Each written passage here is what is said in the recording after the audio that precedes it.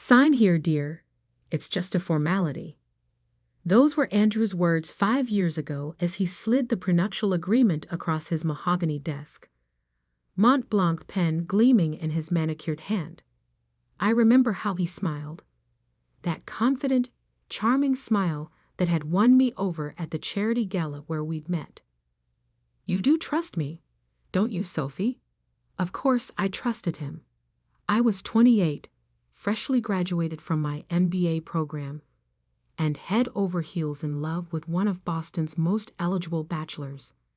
Andrew Hamilton was everything I'd dreamed of. Successful, brilliant, and seemingly devoted to me. Now, standing in that same office, watching him pack his designer briefcase with one hand while texting his secretary with the other, I wondered how I could have been so blind. It's nothing personal, Sophie, he said, not even looking up from his phone. Jessica and I, we just connect on a different level. You understand. Jessica, his 23-year-old secretary who'd started working for him 8 months ago, the one he'd insisted on hiring personally, despite her conspicuous lack of qualifications. And the prenup? My voice sounded distant, even to myself. That was your plan all along, wasn't it? Now he did look up, that familiar smirk playing across his face. Smart girl, always knew you were clever. He pulled a document from his desk drawer. 1 page, very clear. In the event of divorce, you get nothing. No alimony, no property rights, no shares in Hamilton Industries. You signed it, remember? I remembered. I also remembered how he'd rushed me through it, how he kept talking about the wedding plans, distracting me from the fine print. Good luck surviving, he added, shouldering his briefcase. Though I hear the library is hiring. You've always liked books, haven't you? He laughed as he walked out, leaving me alone in the office where I'd spent countless hours helping him build Hamilton Industries into what it was today. The company he'd now locked me out of with a single page of legal text. My phone buzzed. A text from Megan, my best friend, and, as luck would have it, a corporate lawyer. Just heard. Coming over now. Don't kisahin ainoihi. I sank into one of the plush office chairs, my mind racing. 5 years of marriage, of dedicating myself to Andrew's company, of putting my own career dreams on hold, all ended with a smirk and a 1-page prenup. Megan arrived like a whirlwind, her court heels clicking against the marble floors, her face flushed with anger. That bastard. I knew he was planning something when he started staying late with that Barbie doll secretary. She dropped her briefcase on the desk and pulled me into a fierce hug. Tell me everything. I did, starting with finding the texts on Andrew's iPad 2 weeks ago. Messages to Jessica about their future together. How he'd grown increasingly distant, working late, taking mysterious business trips. Then this morning's bombshell. Divorce papers delivered to my office, along with the prenup I'd signed 5 years ago. He said it's nothing personal. I finished bitterly. That Jessica understands him better. Understands his wallet. More like, Megan muttered, already flipping through the documents. Let me see this prenup he's so smug about.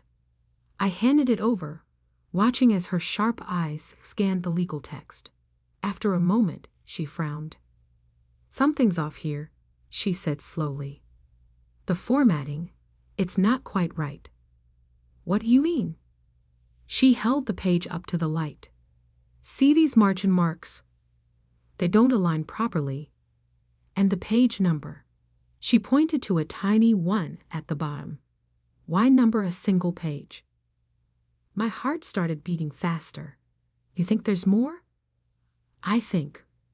Megan said, pulling out her phone. We need to talk to the lawyer who drafted this. Gerald Foster, according to the letterhead, and lucky for us, I know exactly where to find him. 2 hours later, we sat in Gerald Foster's cramped office in downtown Boston. He was older than I expected, with kind eyes behind wire-rimmed glasses, and a body that looked like it had seen better days. "Of course I remember the Hamilton Prenup," he said, pulling out a thick file. "Quite an interesting document, actually. One of my last cases before retirement." "Mr. Foster," Megan leaned forward, "the copy my friend was given shows only 1 page. But you're indicating there was more." The old lawyer's eyes narrowed. "1 page? That's not possible." The original document was quite extensive. Multiple pages dealing with various contingencies, particularly regarding intellectual property and company holdings. My hands started trembling. "Intellectual property?" "Yes, my dear. You see, Andrew was quite insistent about protecting his company's patents and trade secrets. But your father, clever man, your father, he insisted on adding some provisions of his own." "My father," I whispered. "But he died before the wedding. He never met Andrew." Foster smiled gently. "Oh, he met him. 3 months before his death, your father came to me. He was concerned about Andrew's reputation in certain business circles. He wanted to make sure you were protected." He turned to his computer, typing slowly with 2 fingers. "I should have the original scanned somewhere. Ah, here we go." The printer whirred to life, producing several pages.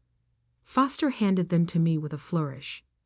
"Page 2 is particularly interesting. The one dealing with intellectual property theft and corporate espionage." I stared at the documents, my vision blurring slightly. There it was, page 2 of a prenup I'd never seen in its entirety. And what I read made my blood run cold. "Megan," I said quietly, "I need you to look at this. Now." She took the pages, her eyes widening as she read. "Oh my God," she breathed. "Sophie, do you know what this means?" I did.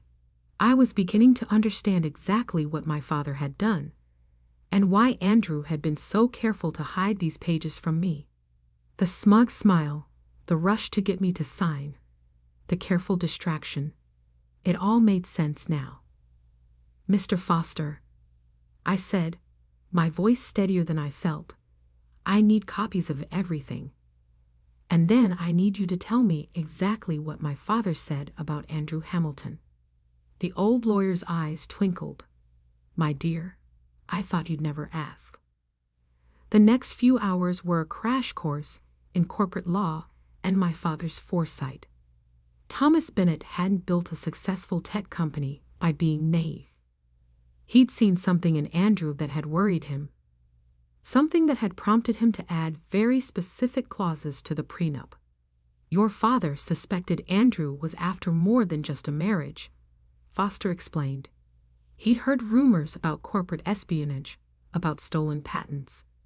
He couldn't prove anything. But he wanted to protect me," I finished. "And his company's intellectual property." "Precisely."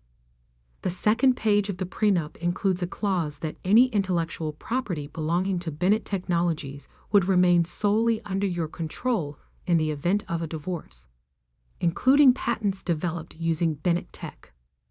Megan was practically bouncing in her seat. "Sophie, don't you see what this means?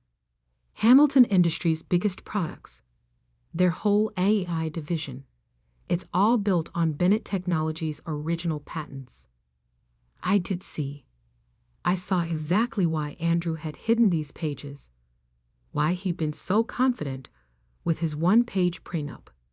He thought he'd covered his tracks. He never knew, I said slowly. All these years, he never knew my father had outplayed him. Foster nodded. Thomas was very clear. These pages were to remain sealed unless Andrew initiated divorce proceedings. He said, and I quote, Let him show his true colors first. My phone buzzed again. Andrew, probably calling to gloat or pressure me about the divorce papers. I let it go to voicemail, my mind already racing with possibilities. Megan, I said, turning to my friend, how quickly can we file a countersuit? She grinned, already pulling out her laptop. Give me an hour. By the time we're done, Andrew Hamilton won't know what hit him. I touched the papers reverently, thinking of my father. He'd seen through Andrew's charm, had put these protections in place even when I was too blinded by love to see the truth. One more thing, Foster said, pulling out another file. Your father left this for you. Said to give it to you when the time comes. I think the time is now. The envelope he handed me was thick, sealed with my father's company logo. Inside was a USB drive and a letter in his familiar handwriting. My dearest Sophie, if you're reading this, then Andrew has shown his true nature. I'm sorry I won't be there to help you through this, but I've left you everything you need to protect yourself. My father's letter trembled in my hands as I continued reading. My dearest Sophie, if you're reading this, then Andrew has shown his true nature. I'm sorry I won't be there to help you through this, but I've left you everything you need to protect yourself. The USB drive contains proof of what I suspected: Andrew's systematic theft of Bennett Technologies patents. Email trails, modified code, timestamps that prove our technology was developed first. He thought he was clever, but he didn't count on me keeping backup servers running even after the company's sale. I know this will hurt, sweetheart. You loved him, and he betrayed that love. But you're stronger than you know. You're my daughter, and Bennett's don't break. We rebuild. Use this information wisely. And remember, sometimes the best revenge isn't revenge at all, but justice served cold and clean. All my love, Dad. Megan was already plugging the USB drive into her laptop, her eyes widening as she scrolled through the files. Sophie, she breathed. This is incredible. Your father documented everything. Every patent Andrew stole, every piece of code he modified. He knew, I said softly. Dad knew what Andrew was planning all along. And he left you the perfect weapon. Megan turned the laptop so I could see. Look at this. Emails between Andrew and his development team, discussing how to disguise the stolen Bennett tech. Timestamps proving your father's company developed these systems years before Hamilton Industries claimed them. My phone buzzed again. Another call from Andrew. This time, I answered, having second thoughts about the divorce. His smug voice made my skin crawl. Actually, I said calmly, I just had a fascinating meeting with Gerald Foster. Remember him? The lawyer who drafted our prenup? There was a slight pause. That old fool. What about him? He showed me something interesting. The full prenup. All the pages you conveniently forgot to show me 5 years ago. The silence on the other end was deafening. Sophie, he said finally, his tone carefully controlled. I don't know what you think you found, but page 2. I cut him off. The one about intellectual property rights. Specifically, Bennett Technologies patents. Ring any bells? I heard him inhale sharply. That's impossible. Those pages were destroyed. Apparently not. Oh, and Dad left me something else. A USB drive full of proof that Hamilton Industries' entire AI division is built on stolen technology. My technology, according to the prenup you signed. You're bluffing. But I could hear the fear creeping into his voice. Am I? Check your email. Megan just sent you a sample of what we have. I'll give you an hour to call me back. I hung up, my heart pounding but my hands steady. Megan grinned at me. That was badass. He'll call his lawyers immediately, I said, starting to pace. Try to find a way around this. Let him try. Megan was already typing furiously. I'm filing for an emergency injunction right now. By tomorrow morning, Hamilton Industries won't be able to use any of their AI systems without risking massive penalties. It took Andrew exactly 43 minutes to call back. What do you want? His voice was tight with barely controlled rage. A meeting. Tomorrow morning, your office. Bring your lawyers. And Jessica too. She should hear this. Fine. 9 a.m. Oh, and Andrew? Don't try anything clever. The evidence is already in safe hands. I spent that night in my home office, going through every file my father had left. The more I read, the more amazed I was at his foresight. He hadn't just documented the theft. He created a complete roadmap of how Hamilton Industries had integrated the stolen technology into their systems. By morning, I was ready. I dressed carefully in my sharpest suit. Valentino, bought with my own money from my years working before I met Andrew. The irony wasn't lost on me. Megan met me outside Hamilton Industries headquarters, alongside Gerald Foster and 2 other lawyers from her firm. Ready to take him down? I touched the USB drive in my pocket. Ready. Andrew's executive conference room was full when we arrived. He sat at the head of the table, surrounded by his legal team.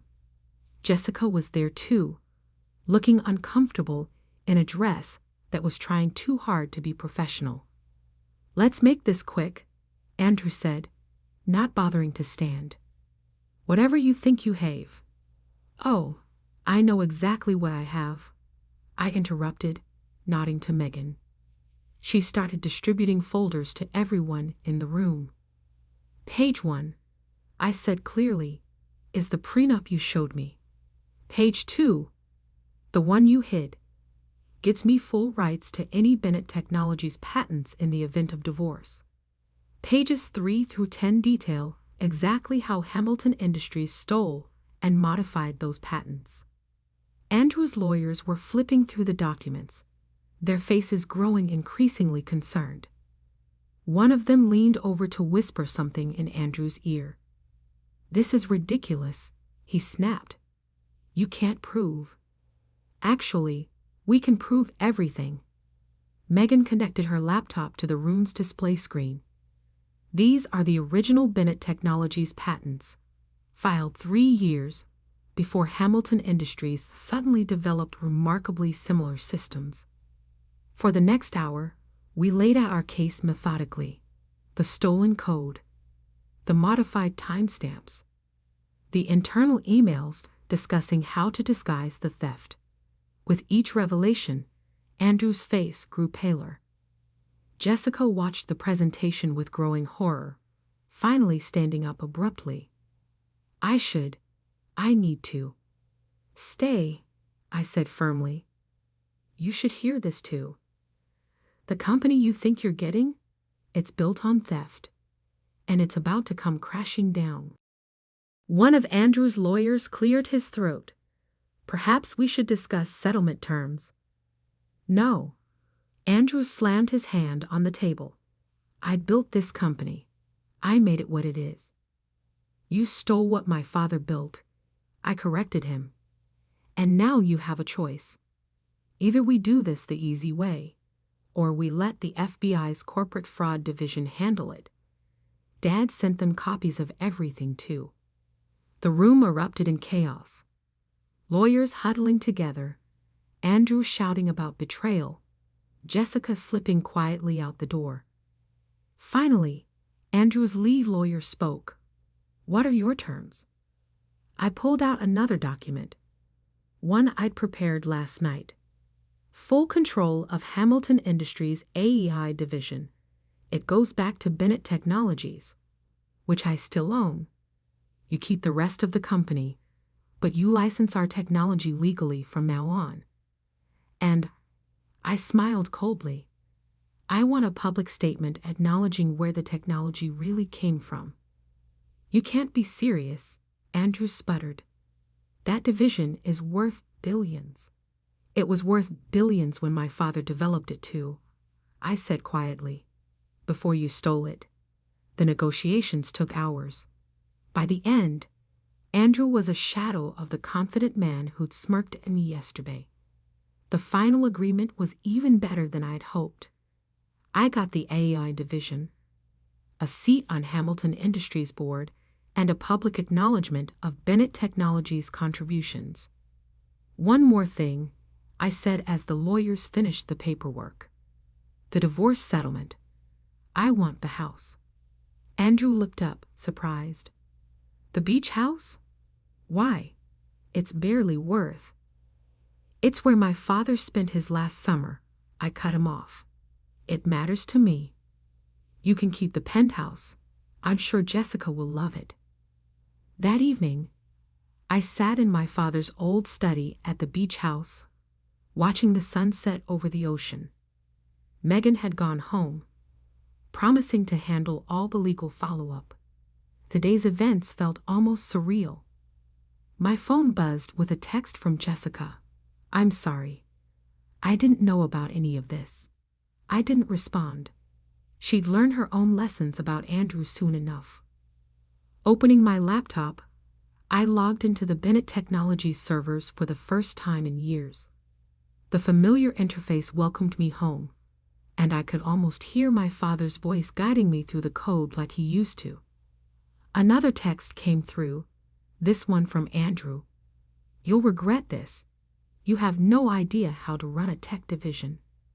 I smiled, thinking of all the nights I'd spent learning coding from my father, all the summers interning at Bennett Technologies before I met Andrew. He'd never bothered to ask about my background in tech. He just assumed I was another pretty face with a business degree. The next few weeks were a whirlwind of transitions.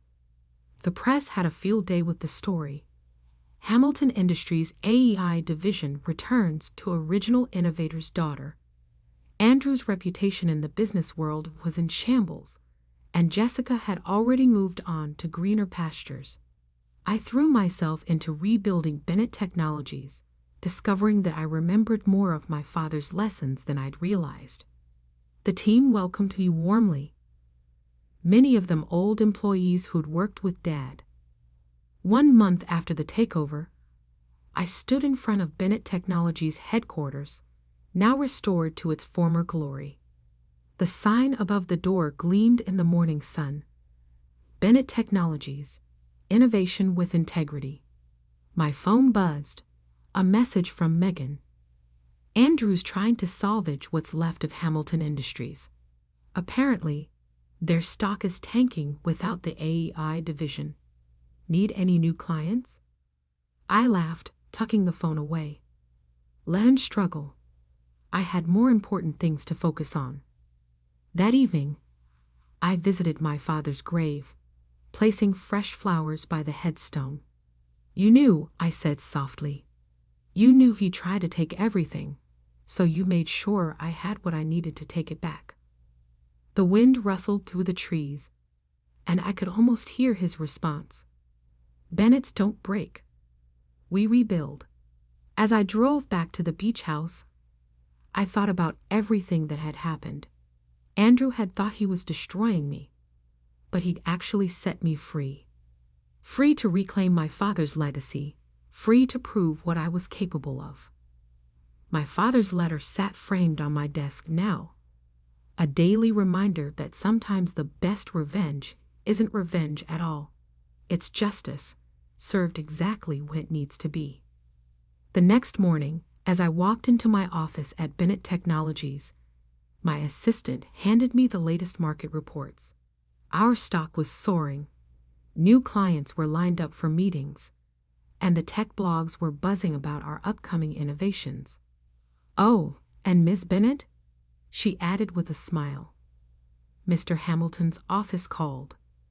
They want to discuss licensing terms for some of our new patents. I smiled, settling into my chair. Tell them to send a proposal. And Sarah? Make sure they know our terms are non-negotiable.